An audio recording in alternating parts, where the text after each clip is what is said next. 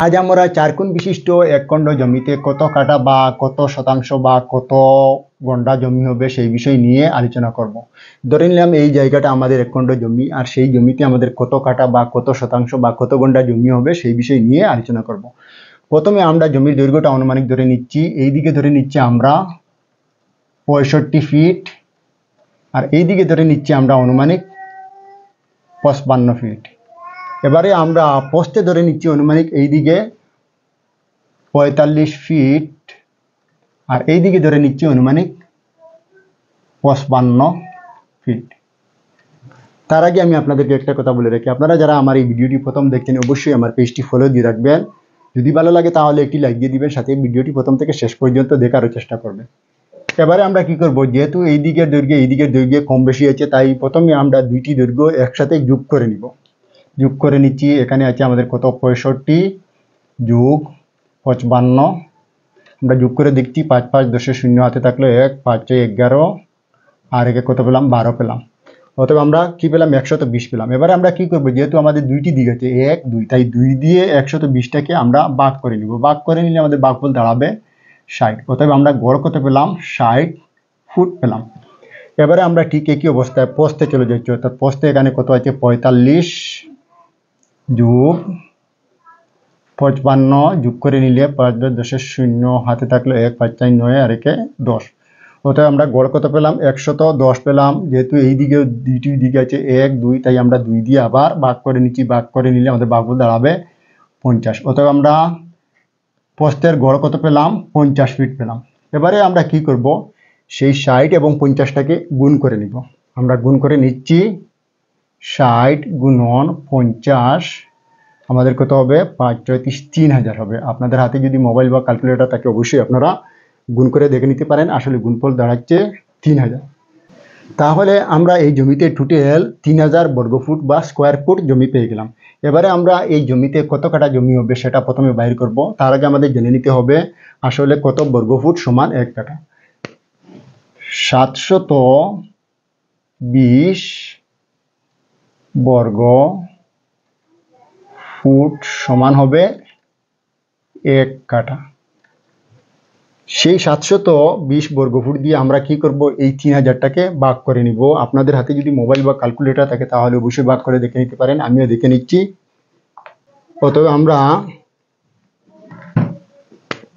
এখানে জমি পেলাম, কাটায় গেলে আমরা পেলাম 4.16 কাঠা। 4.16 কাঠা। এবারে যদি আমরা শতাংশে যাই তাহলে প্রথমে আমরা জেনে নিতে হবে আসলে কত বর্গফুট সমান 1 শতাংশ।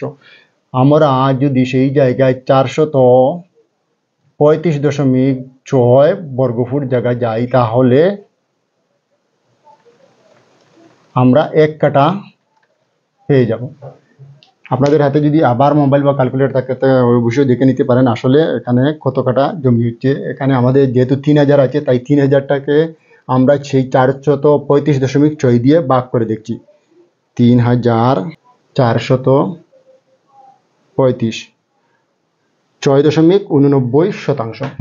6 শতাংশে গেলে আমরা 6.89 শতাংশ জমি পেলাম।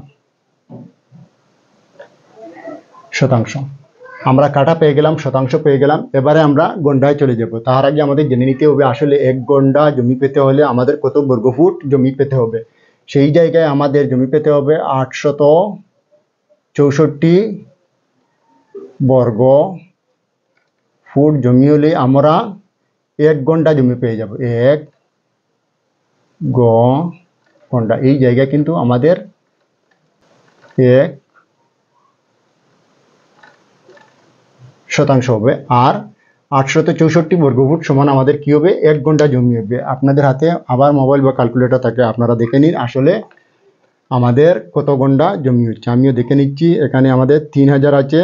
এখানে আমরা গন্ডায় গেলে আমরা জমি পাবো 3.74 গন্ডা। সেই জায়গায় আমরা পাবো 3.74 গন্ডা। আমরা কাঠা পেয়ে গেলাম, শতাংশ পেয়ে গেলাম, গন্ডা পেয়ে গেলাম। এবারে আমরা আসলে কত কড়া জমি হবে সেটা যদি জানতে চাই তাহলে অবশ্যই আমরা ফুটে যেতে হবে। আর সেই জায়গায় আমাদের 1 কড়া পেতে হলে আমাদের 216 বর্গ ফুট জায়গা পেতে হবে। 216 বর্গ ফুট সমান আমাদের কি হবে? 1 কড়া হবে। এবারে আমরা দেখে নিই আসলে এই জমিতে আমাদের কত কড়া জমি আছে। আবার আমরা 3000 দিয়ে 3000টাকে সেই 216 দিয়ে আমরা ভাগ করে দেখছি। ভাগ করে আমাদের ভাগফল দাঁড়ালো 13.88।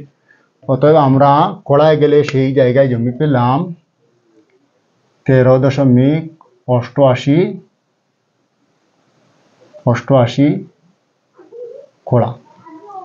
আশা করি আপনারা বুঝতে পেরেছেন। আর আমার এই ভিডিওটি বেশি বেশি করে আপনারা শেয়ার করবেন। যদি ভালো লাগে তাহলে একটি লাইক দিয়ে দিবেন।